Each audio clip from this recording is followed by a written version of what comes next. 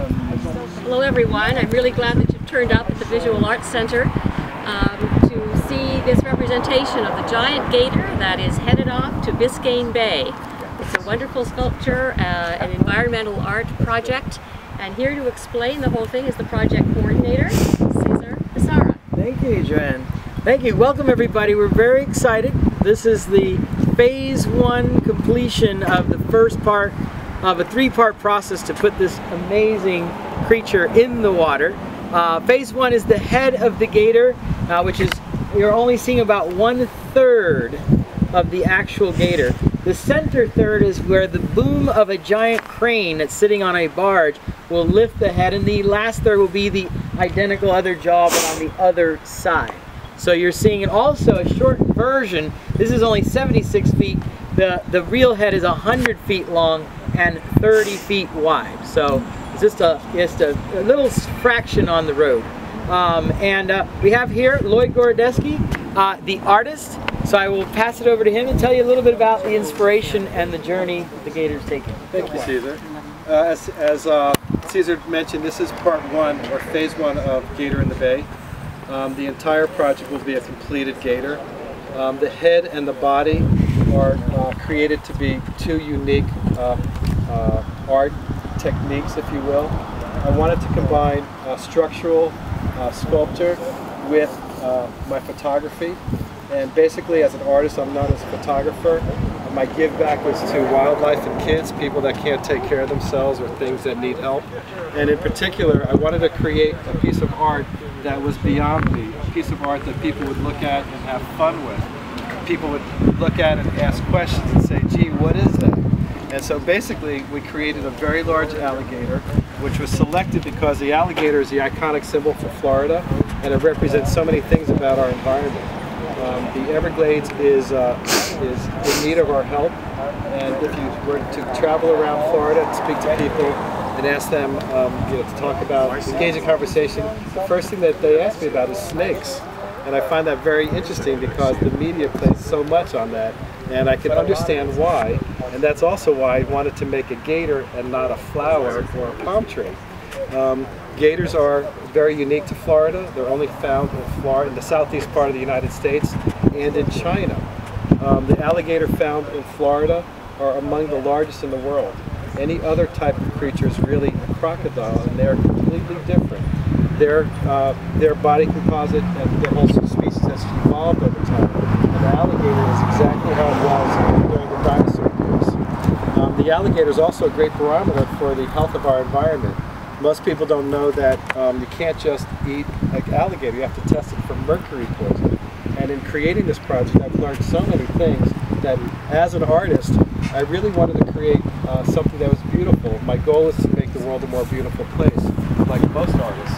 And in creating the gator, it became a very political statement.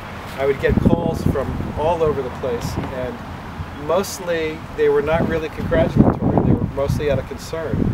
I had people call me and say, gee Lloyd, what are you doing to help South Florida by scaring people away from Biscayne Bay? You're going to start getting those alligators in there. And in fact, there are crocodiles in the bay. And most people don't even know that. They are right near where people congregate. And kayaks. And kayaks, right. But the alligator, when I would address them, I say, geez, wouldn't you like things to be the way they were hundreds of years ago? And of course they would say yes, and then I would remind them that hundreds of years ago we had alligators in the bay.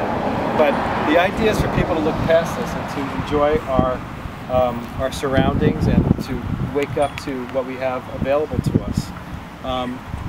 Going back to the actual art itself, the head and the body are 2 separate techniques, the head being sculpture, and the body being a photomosaic. The upper part that you see, what you see here is only the upper jaw, which is a covering for a boom that will allow the mouth to open and close. The lower jaw will be fitted when we fit the entire piece to the barge. So this is 1/3 of the head, and only the third, that's the smallest of the 3 pieces, that's street legal. So basically what is fitted to the barge will be the neck will be extended to 90 feet, and another extension on the neck will be soldered to the piece. The head, the body, is a series of 102 tiles that are assembled Lego style in the shape of an alligator. from a distance, you can start to see the scales of an image form. And so the piece is designed to be seen from a distance at a 10-degree angle off the horizon. So, unlike the Christo piece, and I was trying to emulate a Christo project, Christo's pieces always look the same whether you look at them in the morning or at night. And I wanted my piece to evolve and move over time. And with the evolution of the boom, with the inclusion of the boom, allowing the piece to open and close as it's underway, at night we're going to have flood lighting underneath these tiles. So there will be a 12-inch space in between each of the tiles. So this is basically the design. There will be a 12-inch space in between each of these tiles. So each square is one of these, which is 4 feet by 8 feet. That 12-inch space, when you put a light behind everything, it darkens. So that will then be silhouetted out. So I had the option of whether we were going to light the piece so that during it at night you could see it, and at day you see the same image. That I decided to not fight the environment. I wanted to use it in my favor.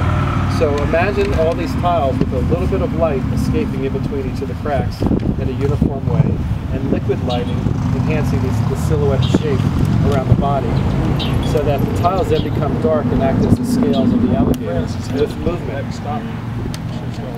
Beautiful. Thank you. A lot of people ask me how long it takes to make a tile. You really create pieces in a batch, so you try to make the entire art piece. You don't just make a foot if you're drawing a body, for example. So to create the artwork to screen the images, I went back every photo file I had. From day one. It was the most incredible wake-up experience I've ever had. Every image. I took all my wedding images. They were almost 6 million images. And I started screening them. And if they fit the Everglades theme, because some weddings weren't shot in the Everglades, but there were images that could be applicable. Like natural fauna that were great that I wanted to use. So literally opened up every image and narrowed it down in stages. So I went, okay, now it was really easy to get out all the ones that didn't make sense. Then I narrowed it down to ones that really are good. And basically I had different sections. So I knew that I needed 6,528 images to put 64 images on the 102 boards. Wow. All right? And then after I made that art, that took me about 3 months to do. I still had more time for the project that I was afraid someone could emulate me. So I needed to raise the bar. So I then went back and took my next tier of images that were I considered good enough to show the world, and made it so that I just literally multiplied it by 100. So instead of using 64, I have almost 6,000 images on a tile. And every tile is different, and every tile expresses a different theme. So different images. Not well, it's a piece of the alligator. Yeah, but I mean, it's all different images. Correct. Amazing. Speaking of images, one thing that's interesting about this project is that Lloyd and I both met at Clyde Butcher's Gallery. Oh, wow. And as we know, I think Clyde Butcher's coming up here in the future. Yes. Delia, would you want to tell us about what's going on with Clyde, when he's going to be here? I Don't have that information? Okay. I think Joanne knows. Oh yes, I'm sorry. I'm just a picture here for a minute. Yes, Clyde Butcher is going to be having an exhibit here at the Visual Arts Center starting on the 26th of March for, I believe, a month and perhaps a little bit more. But that's an exciting time because it's environmental art being celebrated here, and might wonderfully be a time when we could have some sort of presentation on the Everglades at the same time. So make a connection perhaps between Gator We'd Bay love to and come back. We'll tell you the whole Visual story Arts when it's all over and bring all the glorious photos and stuff. But yeah, we met at Clyde Butcher's Gallery about 4 years ago. So we're sort of, if you could say, started right there. Yeah, I take tours into the Everglades, and I work with a lot of different record labels. I shoot their CDs and CD covers, and I was working with Roberto Pereira, harpist, Nestor Torres, who's a flautist, a few other musicians, all Grammy award winners. And I'm thinking to would be greater than to run into Clyde. But we were shooting footage for Nature, and so they were doing the music for it and stuff. And so Clyde was there, and I showed him my book, and that's we were all looking at the book, which is my first book was Cage-Free: Animal Survival in Captivity. It's about why we have national animals in cages, why we have national parks and things like that. And basically, Clyde looked at me and shot me down. He was all couldn't wait to greet me, couldn't wait to see me, couldn't wait to see my book. The song book is about animals. With all due respect to Clyde, because he is here to me. He said, "Oh, animals, we should let them go. We should just let them die." And she totally shot me down. And Caesar said, "You know what? Let's try to work on something." I read a little bit So he about brought me into the project. Clyde now laugh about it, but that's how it is. What a great story. Well, you know, we have Octagon here, and which handles some wildlife. Exotic animals. Exotic animals, not only Florida, but some from the circuses and things. And they have to keep them. Yeah, and I'm not sure.